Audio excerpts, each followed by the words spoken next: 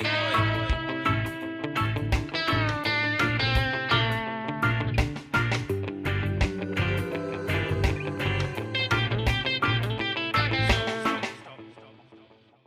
and welcome to another episode of Casting Views, the general topic podcast that takes a topic each week and, as the name suggests, cast views. This week I've got good friend of the show, but good friend full stop, Antonio from the Cultworthy. Hi Antonio, how you doing? Hi Dan, it's good to be back. Yeah, looking forward to this one again. And again, I've got to say I'm grateful because this was another idea of yours for me. So keep them coming, I think. Well, I mean, it's kind of my idea. You did send me a whole list of ideas that you were like playing with, and I just kind of responded with the ones that grabbed me and maybe added to them. But That's true. Yeah. This is a fun one. I love talking about the paranormal and the supernatural, ghosts and aliens and cryptids. And I feel like there's so many of those podcasts out there that I've never taken a step into those waters. But to be able to have an episode on your show dedicated to one of those subjects, I think is really exciting. So I can't wait to start this. This episode, I'm not sure if this might be my final episode of this current season before I take a little break. But I'm looking next season to kind of expand on some subjects I've done previously. And I have touched on, as you said, some of the paranormal episodes. I'm tempted to delve deeper into potentially cryptids or urban legends, but get maybe you and Justin on, who was on the original one, because I know we had a quite fun conversation in our like WhatsApp or Twitter chat afterwards about it. So I'm thinking a three-way conversation on that topic might be fun. I mean, if ever there was a three-way, that's the one I'd want. So. Yeah, I stopped short of saying that, but yeah, why not? Why not? Before we kick in, how are things going? I know I always say every time I'm joking about you being the busiest person I know in podcasting, but I think today you've confirmed that's the case, right? Because you're saying you're recording 5 today, is that? Yeah, I got 5 episodes of various podcasts that I'm doing today. And it's not like I just threw them all together. They're scheduled. They've been scheduled for a while. So I may be busy, but I'm organized. So I'm not overwhelmed at the moment. It's not like I accidentally scheduled 5 podcasts on the same day and I'm running around crazy trying to figure out what to do. No, I'm cool. I got it. See, I did 4 in a week and that was enough for me. And that was a week. 5 in a day. Yeah, but 2 of them aren't mine. Like I have a guest spot on your show. I have a guest spot on another show. So I don't have to worry about editing those or posting and publishing or, I will do a little bit of advertisement, of course. I like to share the word. But yeah, I can just hop on and then hop right off. Excellent. And the pods still keep going straight. I mean, Milf and me just keeps coming up. The subjects, the topics you're coming out with those are just fantastic each week. Oh, thank you. Yeah, we got a couple good ones today. I'm excited for you guys to hear them in a few weeks. Okay, well, tell you what, let's hear from some friends of mine and we'll come straight back into the topic. Howdy folks, and welcome to the Nerdstalgic podcast trailer. Now, if you listen to this, there's a high chance that you've never listened to me before, so allow me to introduce myself. I am Luke, your host, and join me on a trip of all things nerdy and nostalgic where I'll be diving deep into the movies, video games, TVs, books and comics, and all the things that you love.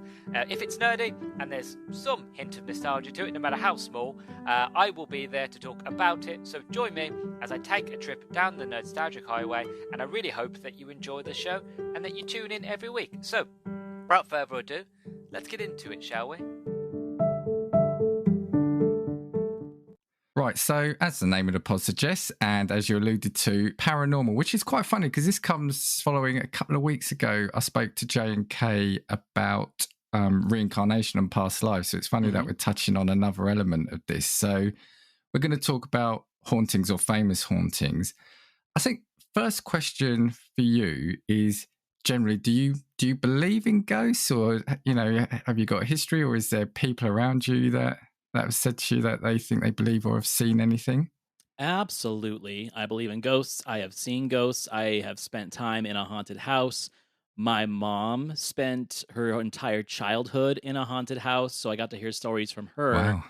And I'll share a story at the end of the pod that I've actually shared in another podcast, one of the first podcasts I ever connected with early on in my career, which was the Definitely Haunted podcast. And they're making a comeback, which I'm really excited. It took about a year off. And I just remembered, oh, yeah, I told this story on their show. So since we are talking about hauntings, I will tell the story on this show. But yeah, I definitely have an obsession with the paranormal because of what I've seen and what I've experienced and what my parents have experienced.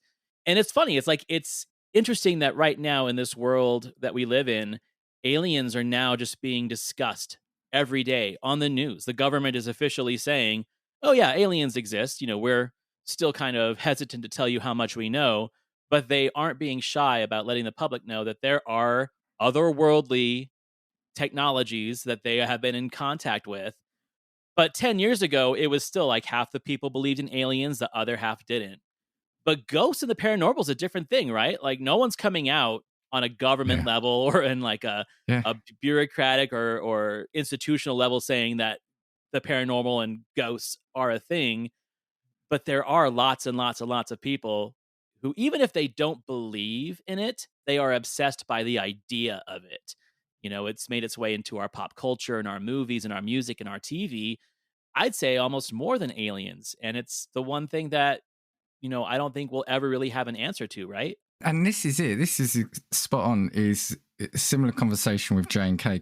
You can't, or at the moment, we can't prove it one way or the other. So who am I to say whether it does or doesn't exist? Because there's no easy way of getting the evidence. So people who say, no, I don't believe that ghosts can't exist. Well, why? Because we can't prove that you could prove that they don't exist in a sense of the absence of the potentially concrete evidence. But the essence of what we're talking about means that it's inherently going to be so difficult to prove that.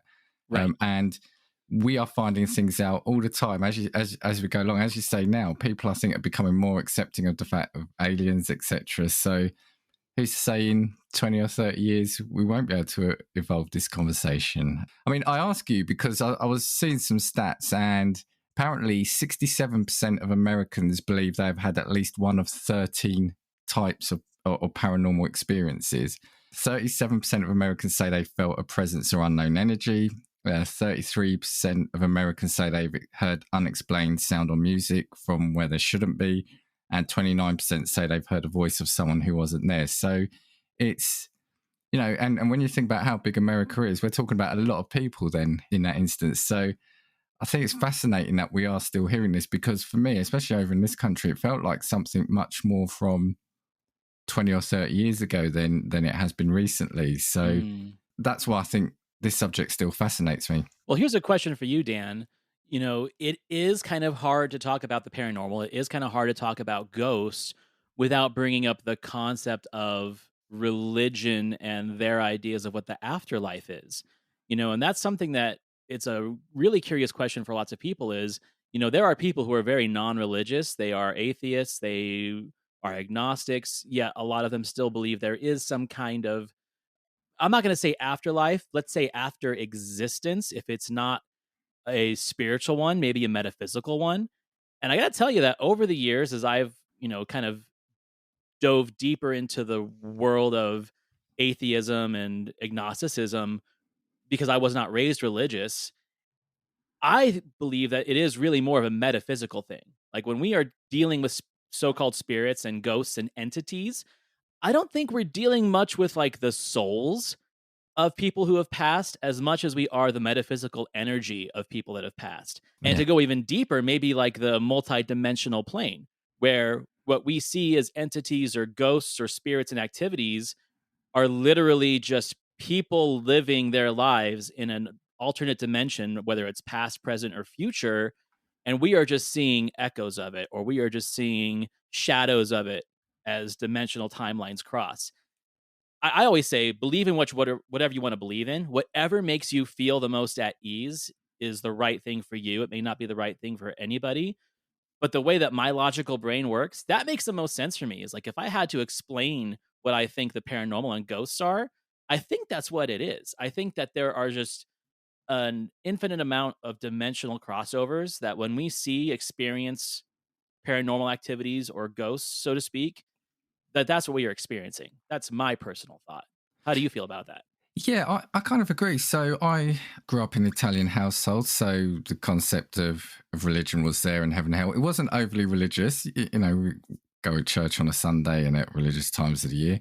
Yeah, as I've got older, I have thought kind of more along the lines of you. And, when we talk about the body and the brain waves are just synapses, electrical synapses, who's to say that there isn't or there can't be a scientific thing of seeing like auras or things in people, because we are just, like I said, these pulses, these chemical and scientific processes going on in the body. I kind of like the idea, and I think your idea about this different sort of parallel universe, I think is or dimension is actually a really good one, and one I've not thought about before. And just another quick thing, I won't go into it here because I did mention it on another one. I think it was the episode called All Things Spooky, so check that one out if you're listening and you haven't. But there was this idea of something called I think it was the stone tape theory, where, especially over here, hauntings are always in castles and in these hillside retreats, etc. And it was like the people were saying like the iron or the metals in rocks acted like the old cassette tapes. So if something extremely traumatic happened there, it's almost like the rocks retained the image. I mean, whether you believe that or not, or the sounds, but I just love kind of like these ideas, like your one and that one, of trying to explain potentially there could be something there. I absolutely believe that. And it kind of goes in play with like my whole dimensional crossover theory, because there are, especially granite, limestone, and quartz are the most supposedly reactive elements to what they say paranormal activity is. And I think they are probably the most reactive elements into what could be considered a multi-dimensional window or vibration that will allow you to see what's going on. There's a very interesting theory that the Loch Ness monster is a ghost, because Loch Ness is the bed of the lake, and the bed of the surrounding shorelines is mostly granite. And so people are thinking that you are actually seeing vibrational echoes of another time where a plesiosaur or whatever, aquatic reptile the Loch Ness monster is, they're actually seeing a ghost, a shadow, an image, a reflection of a time past, and not an actual living creature. Now, to me, that makes a lot more sense if you believe in the paranormal than it does a sea creature surviving in an isolated lake for millions of years. And hiding when when people are trying to find it. Exactly. I do, like I said, I do remember when I first heard about this stone tape theory, I just thought it was brilliant. I like the idea of trying to still find scientific reasonings to try to explain something that we can't easily prove. And one more thing for me, I think most people, or 99% of people, I'm sure, have had a moment where they felt someone's there, and it could be a window open and it could be something obvious, but I'm sure most people at some point have had that uncomfortable feeling that they've heard something, seen something in the corner of their eye, or felt like there was somebody else in the room or something. Yeah, yeah. Well, look, I'm excited to hear this. So I've brought just a couple of quick stories, because I know I think you mentioned you were bringing 2 or 3 stories. So I was really looking forward to hearing what you've got to bring. So hand over to you. Let's kick this off. Well, I am fascinated by old Hollywood. I am a cinema podcaster guy, but I am very fascinated by haunted Hollywood. There are so many locations in a town where so many terrible things have happened to people. We love the movies, we love the stories that come out of Hollywood, but there are so many episodes of darkness and depravity of the human spirit and human nature, especially when power and money become involved. You're hearing a lot of people coming out and talking about how there are like these Hollywood satanic cults and Hollywood demon worshippers and stuff like that. I don't have any evidence of that. I don't say that like people are lying. I believe that any organization that has power and the desire to control other human beings, it is not above them to take a step into a darker world to, ask the ether and the powers that be in other dimensions and other worlds, help them to gain success and control and power and money. I do not doubt that for a second. But, there are so many stories of misery and death and suicide in Hollywood and in Los Angeles. It is one of the reasons why, even though it's called the City of Angels, it's also, called the City of Demons and the City of Devils, Yeah. because there's so many things. So there's 2 stories that I brought to you today are actually stories of hotels in Los Angeles, in Hollywood, in those surrounding areas that have kind of a very dark and dangerous and depressing history. And the first one I'm bringing you today is the Cecil Hotel in downtown Los Angeles. Now, have you heard of this one? I'm going to say no. So it was originally opened in 1924 as like a budget hotel, as a hotel for tourists and guests before the area that it now occupies has been named Skid Row for like the last 50 years. It's where the homeless people are, it's where the drug deals are. It's essentially probably the most destitute area of downtown Los Angeles. Yet this hotel has always been in operation, even during the most, drastic and disturbing times of Los Angeles history. And it was never known to be a glamorous hotel. Like I said, it was a hotel that people could just stop and stay over on their way to wherever. But it did kind of have like a little bit of a destination draw to it in the 1940s. There people would go there and see musicians. People would go there and see actors before they made their big breaks who were living there for like $10 a week and stuff. So it did have a little bit of a history. It really started gaining a lot of negative history in the 1960s. You would have people commit suicide regularly in this hotel because it was such a cheap place to stay. People eventually would end up there and live the rest of their life out in destitution. And so, one of the most famous stories of this hotel is Richard Ramirez, aka the Night Stalker, who was a very infamous serial killer of the 1970s and 1980s. He lived there for about 2 years, and many residents of the area knew exactly who he was and knew exactly what he was doing. He would literally walk into the hotel, still covered in blood from murdering his victims, and people just let it go. But police all the time were called to that hotel an average of 3 times a week to investigate killings, murders, drug deals, and they decided that the hotel was so dangerous and so depraved that they just stopped answering 911 calls to it altogether, Wow. just leading it to be even Yeah. more of an insane location. And if you're a fan of the American Horror Story, Okay. they Yeah. actually did a whole season called American Horror Story Hotel Right. Okay. based off of all the events that happened at the Cecil Hotel. Wow. So have you ever heard of any of these stories as I'm mentioning them? No, no. I mean, it's. Yeah. There's always been kind of like these stories about these hotels, but not this one specifically, and not that there was somebody just basically allowed to do what he wanted to do. I mean, that's quite astonishing, really. So there were lots of paranormal investigations because, of course, as they tried to, let's say, gentrify this neighborhood in the 2000s, they gave the Cecil like a fresh coat of paint to try to make it into a glamorous hotel, try to make it into a real tourist destination. It was very popular on sites like Expedia and Priceline because they were offering, cheaper rooms, and Yeah. people from all over the world wanted to come and stay in the murder hotel, right? In Yeah. this Yeah. Yeah. crazy hotel. Ghost Adventures did an episode there, Ghost Hunters did an episode there. So it was really attractive. But one thing happened in 2014 that kind of stopped all of that. And that was the mysterious disappearance and eventual death of a woman named Elisa Lamb. Now, have you heard about her? No. No. This is all new to me. This. So there was actually a Netflix documentary on her and the Cecil, which was fascinating. But this is one of the things that people in the paranormal community really got excited about, which is kind of like weird to say, get excited about someone's disappearance. But Elisa Lamb was an exchange student. She came from Asia to spend time in Los Angeles, and she had a lot of social media followings. She was taking selfies, putting on her Facebook, showing herself walking through Los Angeles, and she was staying at the Cecil Hotel.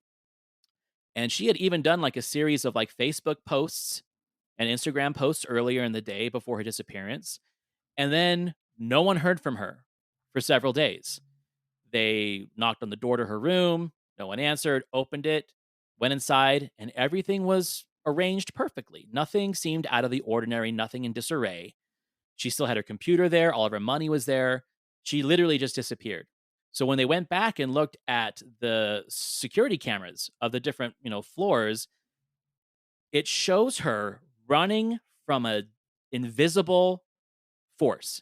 Mm. She is running from absolutely nobody. No one's on camera chasing her, but she keeps looking behind her as if she's being chased by something. Yeah. And it sees her get into the elevator and hit the closed door button really, really quickly. And then, like, she just turns, puts her back to the elevator. The elevator's door is open. She gets out and runs away. And that's the last anyone ever saw her, was in that last few moments of that security camera footage. Now, a few weeks later, people started complaining about the smell and coloration of the water running from their faucets and their showers. Now, this hotel had a water tank up on top of its roof instead of getting its water supply from, the groundwater, from municipal water. Yeah. So they went up there to see what was going on. And when they opened up the water tank, they found her body floating in there and had been in there for 2 weeks. And that is what was causing the water in the hotel to be the way it was. Yeah. Yeah. And to this day, that has been an unsolved murder. It's been an unsolved incident. Nobody knows what happened to her. No one else was caught on camera. And they think that this is a case that will never be solved. That's quite disturbing, that story, actually, isn't it? And linking back to what we were saying, this is the thing. Even if you don't necessarily believe in the paranormal, there are certain stories that you can't help but feel creeped out by it. And I think this is one, because like I said, it's in a hotel, so there's cameras everywhere. Yeah. So it would pick something up, right? And that's they picked why her up for a start, yeah. That's the thing. And that's why they say this is one of the weirdest cases, because it does play with the paranormal. Nobody is chasing her, but she is running as if someone is.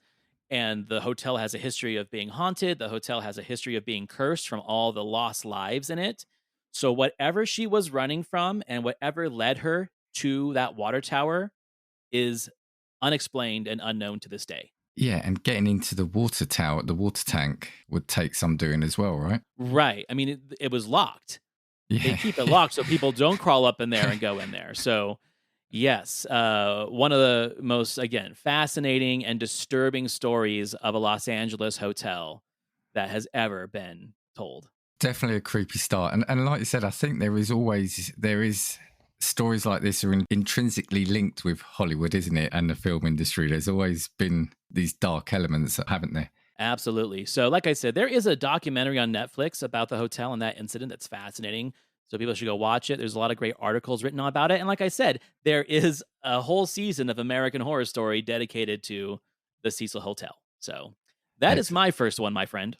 Okay, well, I've got a really quick story for my first one. And when you explain it, or when I explain it, there'll be a reason as to the root cause of all this. But it was something when I was looking that I'd not heard of before in England. And I wanted to look at specifically British ones because I thought you'd probably come with more Americans. So there is a story or ghost story or legend in England that was called the Hairy Hands, which so I want to ask you if you've heard of it. No, I have not heard of that one. And if Justin Henson was on this episode, obviously he'd be making some kind of joke about it, which I will not.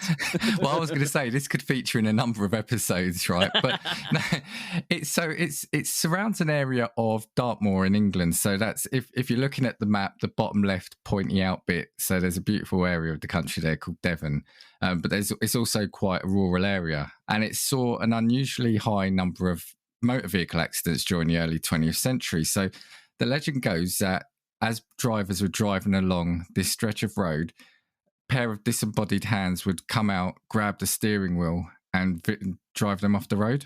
The earliest story started around 1910, where drivers and cyclists reported suffering unusual accidents on this road between two towns. And in many cases, the victims were always reporting that their vehicle had jolted or swerved violently and steered off the side of the road as if something unseen had taken control of the wheel. Most instances, the victims survived because they ran off into a grass verge. But it went from a local curiosity to a bit more of a story when, in 1921, a medical officer for the local prison was killed when he lost control of his motorbike. Now, This was one of the old-fashioned style motorbikes with the sidecar, and he had 2 young children in there. They survived, but they again said that there was just something all of a sudden driving along. The handlebars are wrenched out of the dad's hand and, it crashed off the road. Now, several weeks after that, there was another incident in which a coach driver lost control, which injured several passengers. And a couple of months later, an army captain as well reported that a pair of invisible hands had taken hold of him and forced his motorbike after the road. And it was after this story that it was picked up by newspapers in London, and the story started becoming more well known across the country. And there was a journalist who wrote an article on it, and he claimed that while driving near the town on an unstated date, a pair of hands gripped the driving wheel and I had to fight for control.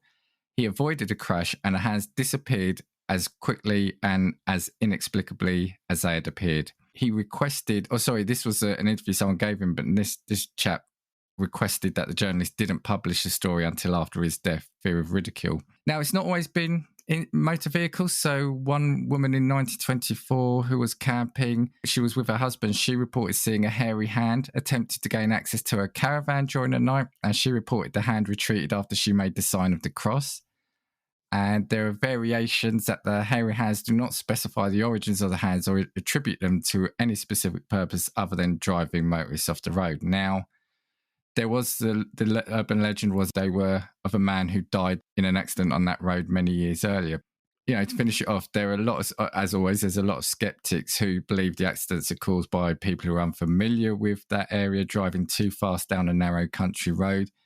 And it was eventually determined that the accidents were due to the camber of the road surface, which had reached dangerous levels and were altered. When I read it, it is likely that it was due to the camber of the road. What I like about this is how a story can build up, even to the point where a woman who is camping on the side of the road, who isn't in a vehicle, says she also saw a pair of these hairy hands. And I think it's, like I said, it just sometimes just takes the seed of an idea to take root, and then it becomes something bigger than what it initially was. Yeah, that's fascinating. It's the same could be said with, regional hauntings or regional cryptids, where one person says they saw it because they saw something they couldn't explain. And if you've already got it in your mind that it exists and then you experience some kind of explained phenomenon, your brain immediately goes to that thing that you've heard about that area or that location or that the history of wherever you're at. So that could be a thing too, but that is very fascinating. Yeah, if you've already got that in your mind that you're going to drive down this road and hairy hands might jump out, makes me laugh saying that out loud, but yeah, hairy hands are going to come out.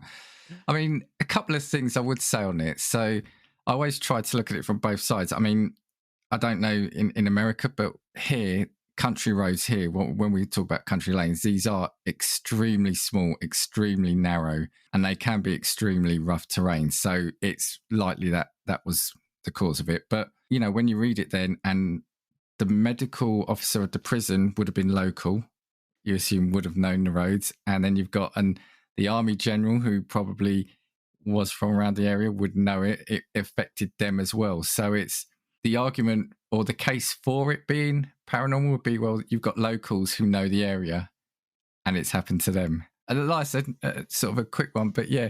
So if you hear hairy hands, don't dismiss it straight away. I mean, I guess in areas like that, do you think that the residents, do they really believe that that's what it is? Or is that just some kind of fun thing they like to tell strangers to the community just to kind of get a rise or kind of get a chuckle out of, oh, these silly city folk that are driving through, I'm going to tell them a legend of the hairy hands and then see what happens? Yeah, there probably is an element of that, isn't there?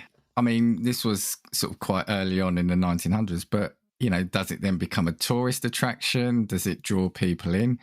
Is it used as a warning to young people when they're starting to drive to be careful down that road? Is it almost like the perfect public service announcement to say that we've got a stretch of road there that's dangerous, so we're going to say that there's a ghost there that's ready at any point to take control of the car if you're not careful? Right. Or it kind of reminds me of an American Werewolf in London where the pub keeper is like, stay off the moors to the guys that come in there. And they think that they're just messing with them to get them out because they're, I don't know, xenophobic. They don't like outsiders. But And that is the other thing, you know. Again, I'm sure there are places in America, but here there are extremely regional areas and rural areas. Sorry, as well. I wanted to say that can also have that creepy feel, especially when you've got buildings dating back hundreds and hundreds of years. You've almost got that ghostly feel as well. So does that add into it if you're driving in the middle of nowhere in an area like that? Right. Yeah, quite possibly. And sorry, I've just got now in my head, I just want to say, Justin, stop giggling. So at that point, yeah. Like, he said hairy hands again. Yeah.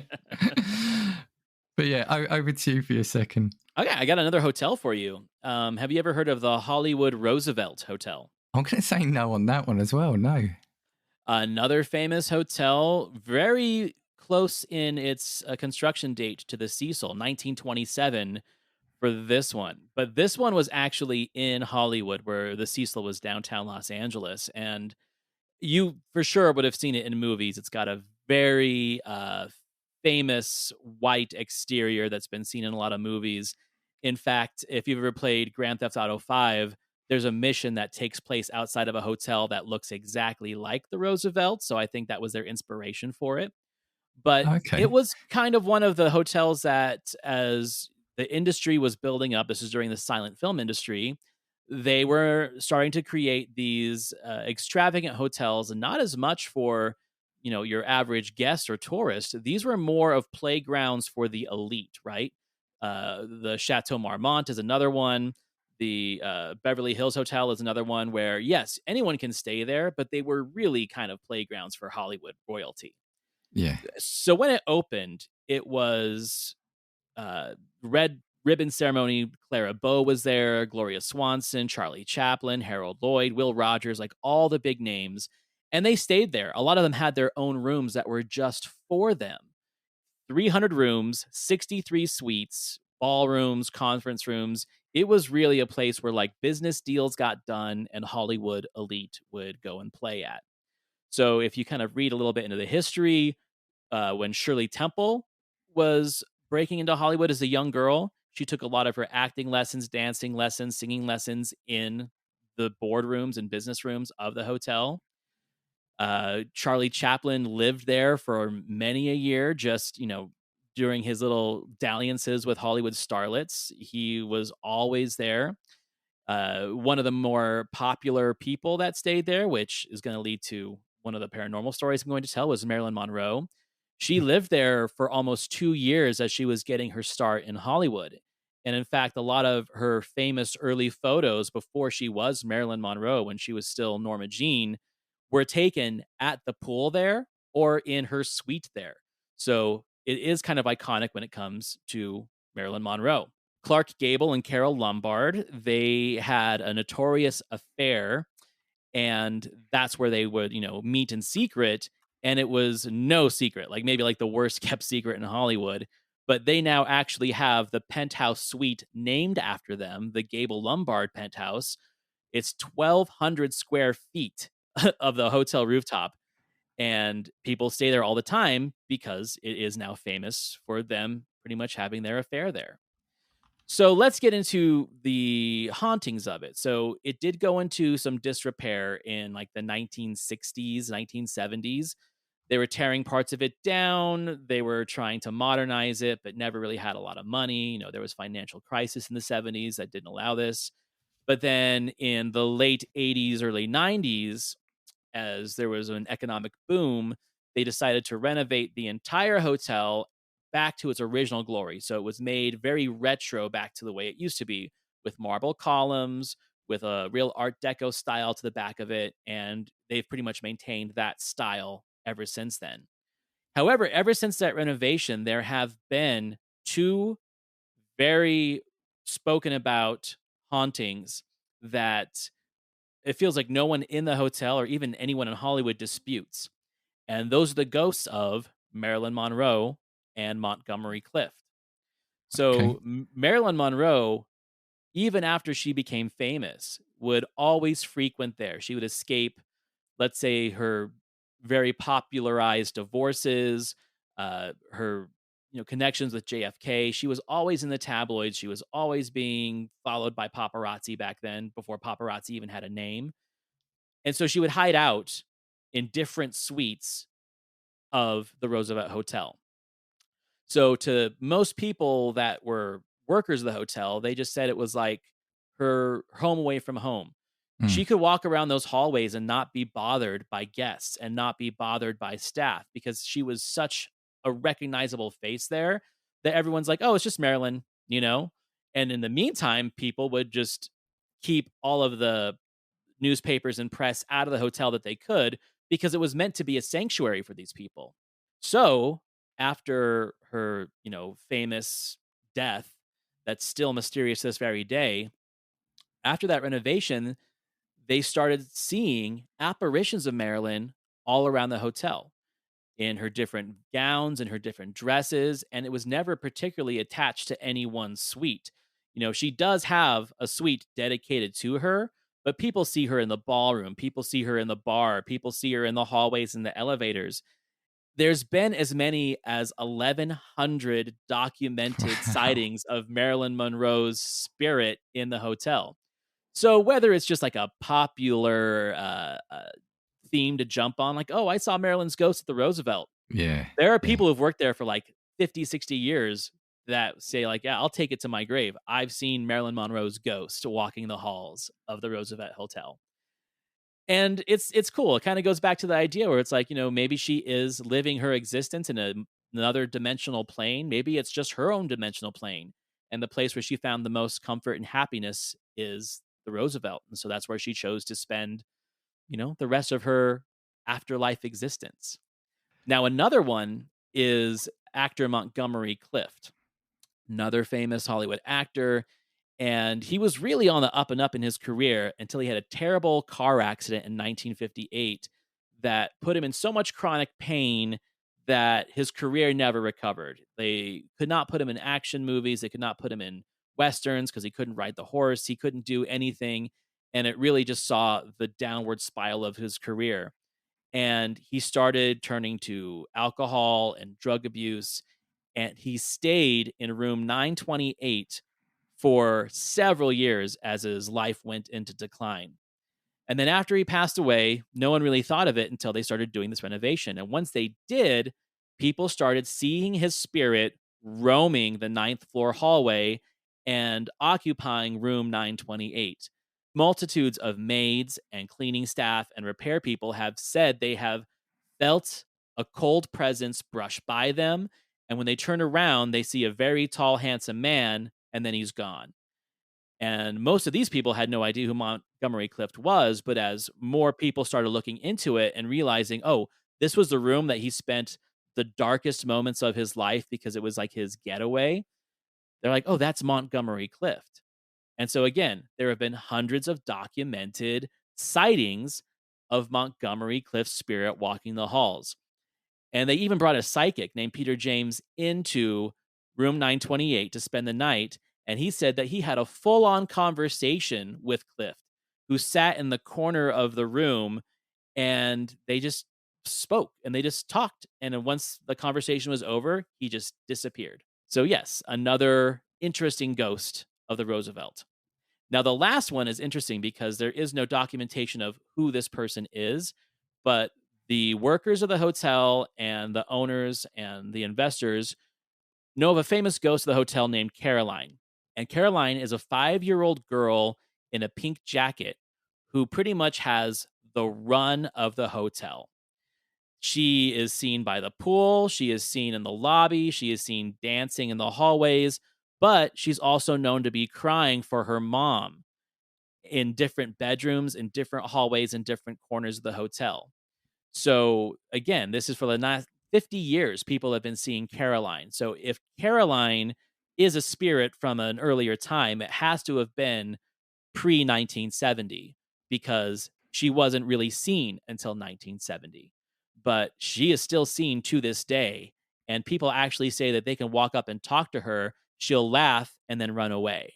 So, of all the ghosts in the hotel, they say that Caroline is the most active and the most interactive of these spirits, which I think is really sad and tragic, but also kind of cute, Yeah, yeah, because when you hear, I mean, everything up till now has been like adults, etc. So when you hear it of a 5-year-old, it kind of hits you right. The fact that, like you said, generally it's playful and interactive with people. It's interesting because before you kind of got to that story, I was thinking, yeah, they often say, people often say ghosts are, people that don't want to move on or got something unresolved. And I was thinking with the first two, as you said in your recount of it, they spent a lot of their formative or possibly something important, whether that's positive or negative, years there. So is it almost like that's where you can imagine their spirit being bonded to, because Right. that was like a recluse or a home for them? It's fascinating. And as you say, is it becoming are people seeing it because they're expecting to see it? But then when you've got the hotel workers who've probably got nothing to gain by saying that they're seeing it, right? Because everyone else is. But if you've got hotel workers who's saying that, they'll take it to their grave. Do you give a bit more credence into those stories? Well, that's the thing is interesting too when people hear about adult formed entities or spirits or ghosts, that there is usually some kind of tragedy behind it or darkness where it is, like you said, a intentional refusal not to move on to whatever the next metaphysical part of their existence should be. But I think it's different with children. You don't really hear about malevolent child spirits because they don't have all the experience and life knowledge that adults do to start being logical about what existence even is. They're still figuring out their life. So when you hear about child entities, they are curious, they are sad, or they are happy and playful, because if a tragedy were to fall upon them, in most cases, and I know there's a lot of cases where children are exposed to very disturbing and dangerous experiences early on in their childhood, and that's absolutely terrible. But you would like to think that the majority of modern and civilized societies, most children don't have those kind of experiences in the younger parts of their lives. In fact, they probably are the most happy and curious and playful experiences, even if they were born and raised in destitution, because it's what they know and they still have that childlike innocence and curiosity.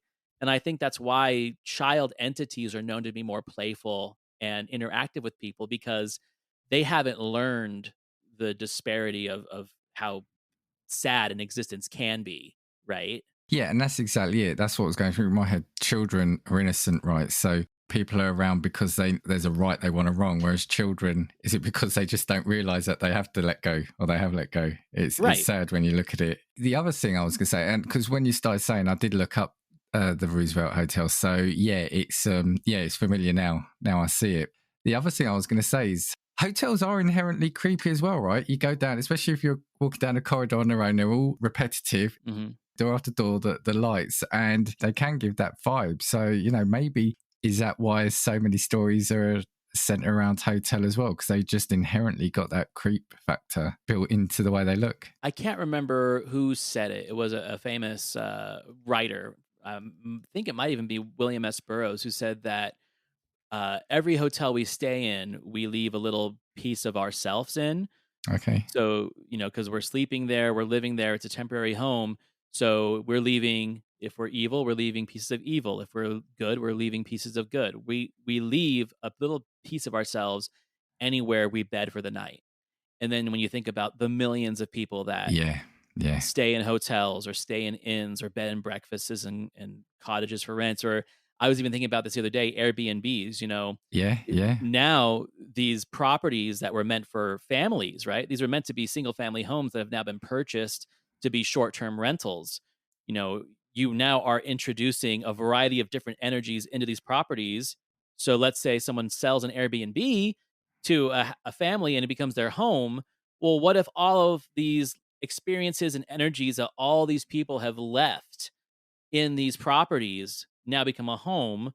Are we going to see a rise in hauntings in family houses like this? I think so. Yeah, and like I said, all the people there, but not only all the hundreds of thousands of people that have been in the place, but the reasons why they're in that place as well, right? Right, right. Yeah. Uh, Whether they're escaping something or whether they are planning something diabolical, it's really a fascinating thing that, you know, humans are so inclined to stick into one space, a home, a dwelling. But there are humans out there that never feel comfortable in one space and they're always moving and they're always moving and they're taking their experiences and their energies with them and leaving little bits of them all over the world. Yeah, Kind of a fascinating idea. it is. Yeah. Well, I'm just looking at time. So I'm going to do my next one quickly because I want to make sure you've got time for your personal story. This one is called, and if you don't know it by name, and I've spoken about it briefly on another episode, but you'll know what it's inspired. And the reason I bought it is because it has got linked to Hollywood in a way. So this is called the Enfield Poltergeist. I chose this one, and the reason I spoke about it is because Enfield was the town where I was born. Ooh, I didn't know that. This was literally, I looked it up actually. So it was about a 6-minute drive from the house where I grew up in. So I was there till I was about 7. And yeah, I always remembered when I was younger hearing talk about the Enfield Poltergeist. It started in 1977, so the year I was born as well. Not saying anything, there's no link there. And it was around 2 girls. There were these 2 sisters who were allegedly being haunted. There was a girl called Janet, 11, and one called Margaret, who was 13. So in 1977, their mother, Peggy, called the Metropolitan Police to her home to say that she'd witnessed furniture moving, being flung around, and 2 of her children had heard knocking sounds on the walls. The children reported witnessing the chair wobble and slide across the room, but they could not say why it was doing that or what caused the movement.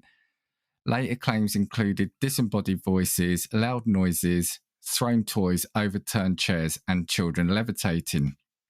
These stories carried on for over 18 months, and they had many paranormal investigators go in and report on this. Some were saying they believed it, some saw the furniture moving on its own accord, and some, just wouldn't believe it. Now, there's a number of famous things in here. There was an image of one of the sisters levitating, there's spoons breaking, but the one that always got me is, the girl speaking in a really deep voice, which was supposedly the poltergeist who was haunting them, and messages appearing in their arms in like scratches. Now, the thing is about this, the sisters did admit to hoaxing some of it.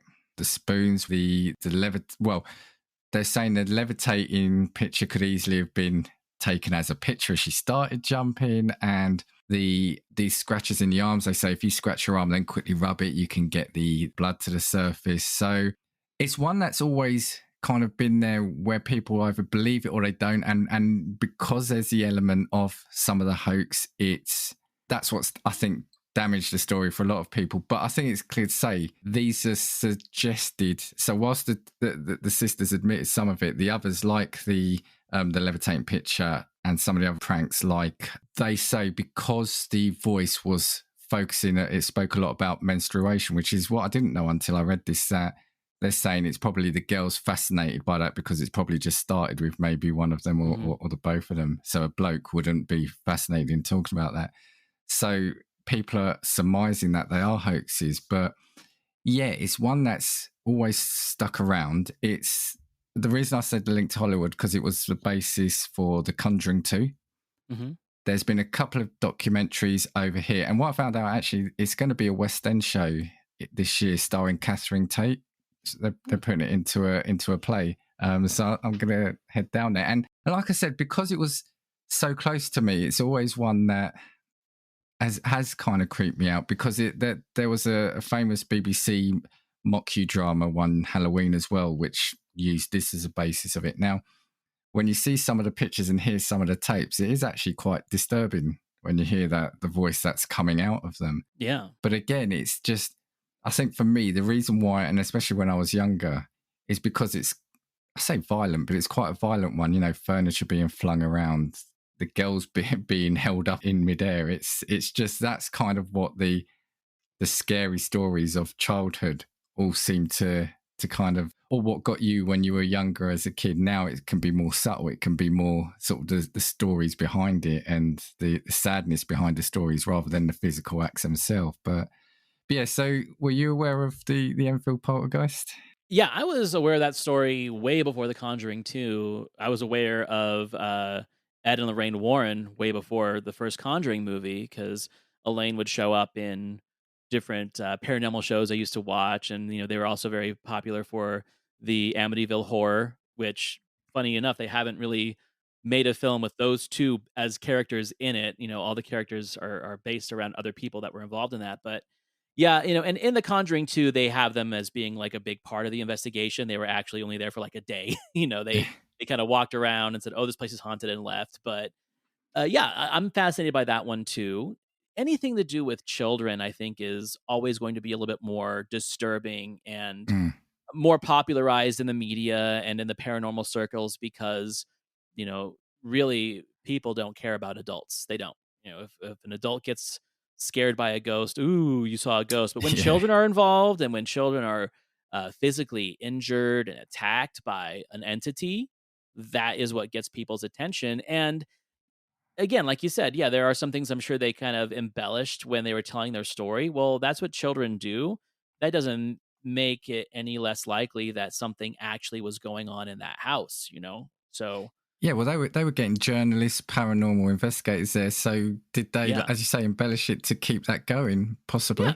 Yeah. And it that doesn't surprise me, and I honestly don't hold any contempt to people that do that, especially when they're kids. Yes, can it ruin the credibility of the story? Yeah, probably. But again, I think that the basis of the story and the actual haunting itself is just too congruent with other child hauntings and poltergeist stories that we've heard Yeah. that people in their position in life, because they were kind of destitute and this was pre-internet, Yes. Yeah. they would not have heard about stories like this from other parts of the world or from other parts of the country very easily.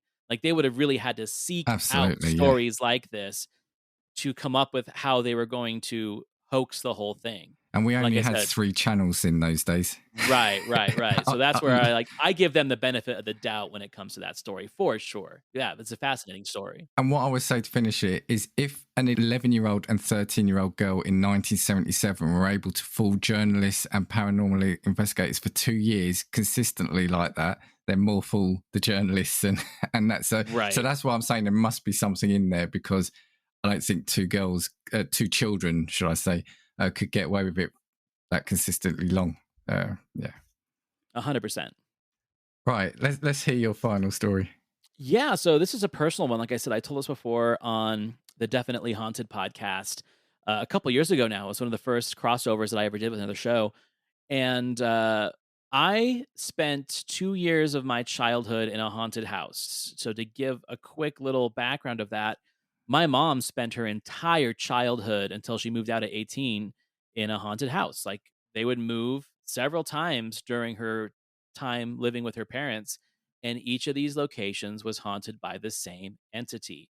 The way she described it, it was two entities. One was just a shadowy man with glowing red eyes, and then the other one was a shadowy figure with the head of an owl, is the best way she could describe it. She has two sisters. Both sisters experienced the exact same thing, saw the exact same thing, and it never did anything to them physically, but it would stand at the foot of their bed or at the end of the hallway, or they would hear it run down the hallway and scare the cat. Like, the cat was always afraid of it. And my grandfather admitted to seeing it too. Not as often as they did, but he said that he several times saw this owl-shaped entity in the kitchen of their home, in several homes. Now, the home that I spent time in was the home of my grandmother, my mom's mom. And it was a bed and breakfast. She bought this old home, converted it into a bed and breakfast, and we'd stay there during the summers. And then when we moved to the state of Utah, which I live in now, we spent the first 2 years at this house, living in this bed and breakfast. And I never saw the thing during my visits, but I always had a sense of dread. I didn't like going in the upstairs. I didn't like going near the attic. She had one of those old-fashioned attics where you'd pull the Oh, stairs down from the yeah. ceiling, Yeah. and she would always say, "Never go in the attic, never go in the attic." So there was this one day where I was in the attic, um, and I was up there, and there was a bunch of paraphernalia that I thought was really interesting and weird, but I didn't think anything of it. And as I was heading back down to the stairs, a pair of icy cold hands touched my back and pushed me down the stairs. Wow. And so I tumbled down the stairs. I wasn't hurt or anything. It was more frightening. And when I looked up the stairs, I did see a shadowy figure with glowing red eyes. And then it just kind of disappeared. I ran, I told my mom what I had seen, and this is the interesting part, Dan, is that my mom at this point, I think I was 9 years old, she had never told me about her experiences Oh, growing up. really? So I Okay. didn't have a frame of reference in my mind of any of the stories she said. Yeah. So I told her, "Mommy, mommy, a man pushed me from the stairs." She's like, "Show me, show me." I'm like, "I can't. He disappeared." "Well, what did he look like?" And I said, "He didn't look like anything. It was just a black figure with red eyes." And her face went white Mm, because she knew exactly what I was talking about because it's what she grew up with. So I told her, "Well, look at this in the attic." We went into the attic, and up in the attic, my grandmother had a collection of crystal pyramids and crystal skulls and Ouija boards and all these different summoning tools that she had kept with her for years. And we moved out very soon after that. But as the sisters started collecting their stories together and talking to my grandfather, it was very apparent that for as long as my mom was alive and living in those houses, my grandmother was into summoning whatever right. was out there, whether it was something demonic or just trying to make a connection with another dimension or the other side or the afterlife, whatever you believe in. This is something that she had been doing her entire life, which is why they couldn't just move houses and start over. These things were either following her, or every time they moved to a new location, she would just summon them again and then they would just stay. And that is my experience with the supernatural growing up. No, thank you for sharing that. So you say you could vividly recall like those cold hands on your back. Yeah, 100%. Never forget it. And I- I've had a few other experiences since I've, had that one growing up, or like I've felt uh, a heaviness in a room. I'm not saying that I'm an empath or I have an antenna for the supernatural, but I think ever since those moments when I was a kid, I can definitely notice if the energy doesn't feel right, Mm, like a sense of dread. yeah, And I'm yeah. not to say that's like it's because it's haunted or there's an entity there, but I just find myself cautious in environments like that. So And how old were you? Sorry, I was 9 when that 9. Okay, incident happened. okay. Yeah. Yeah, and it's interesting you said about the fact that your mother hadn't said anything about it, because that would have been the first question anyone listening would have said is, have you Oh, you got that? just made it up based off of what your mom said. Yeah. Yeah, or did you fall? And then you think about that, but then yeah, you do that, tie that up with the things you found in the attic, Mhm. that you said your gran was looking into to kind of the summoning. Yeah. And also the other thing about your story, which when you said it made me kind of shiver a bit, is when you said about the cat, because we all know that animals can sense things that aren't there, like earthquakes, etc., the bad weather. So, and especially cats seem to be more sensitive to things, don't they? Yep, it's a really interesting conversation to be had. Again, it's hard when you have people who are very religious and they really believe in a certain structure of afterlife that it all has to do with good people go to heaven and bad people go to hell, or a few people that think that it's all energy based. And if we're seeing manifestations of residual energy, Mm. not particularly an intelligence. Well, that's what I said right at the start. We're still learning things, as Yeah. advanced as we think we are as a race, human race. We're still learning things, and there's still things that we haven't yet discovered, right? Yeah, and what I was going to say to you is I always find so I've had growing up again, family members talk about certain experiences, and it's when you can hear a story, you can tell me about these hotel ones, and I could potentially laugh them off, but it's when I hear a personal story from you, or you hear a personal story from families, that you then take those naturally you take those more serious, don't you? And that's kind of what makes you start looking at well, do people see things? It's Right. well, thank you for sharing the story. Thank you for coming on. And something I wanted to say, I should have said it right at the start. And while you're on the show, I just want to say, so people, if you've seen that fantastic new logo, bright and cheery logo of mine on all the social medias, Antonio did that for me. So Antonio, I just want to say thank you to you, because it's such a great image. Thank you. It was fun. I had a lot of fun doing it, and anything I can do to help you, Dan. Like I said, thank you for coming on. I really look forward to when you come on, and I've got a couple of ideas for you for the future. Do you just want to shout out your pods again before you go? Absolutely. So my main show is the Cultworthy Cinema Podcast, a podcast about movies made before 1970, 80s, 90s, all the missing classics, all the hidden gems. And then I also have the Cultworthy Classic, which deals with classic movies. And then, of course, the Milf and Me, which is my podcast about dating and romance and sexuality for people who are a little bit older. And my co-host is Diana. She's the Milf. And really what we do is we talk about her dating experiences in a conservative state like Utah, being 40 plus and just dealing with all the nonsense that comes along with it. So check me out. And you can find all the links to those shows on thecultworthy.com. All very different shows and all great shows. And as I said, Milf and Me is superb. You're smashing out the park with the topics you're coming up with that. So, yeah, thank you for providing me with some listening during the week. If you want to get hold of me, you can get hold of me at Casting Views. That's pretty much across all social platforms now. I'm just going to say that because by the time this goes out, it might have another one that we're supposed to all jump onto. So I'll just say search for it at Casting Views. If you want to drop me an email, it's at castingviewspod@gmail.com. Always happy to have people on as guests. So if you like what you hear, drop me a note and get in touch. We'll see you next time. Bye. 1, 2, 3, 4. If I want your opinion, I will give it to you.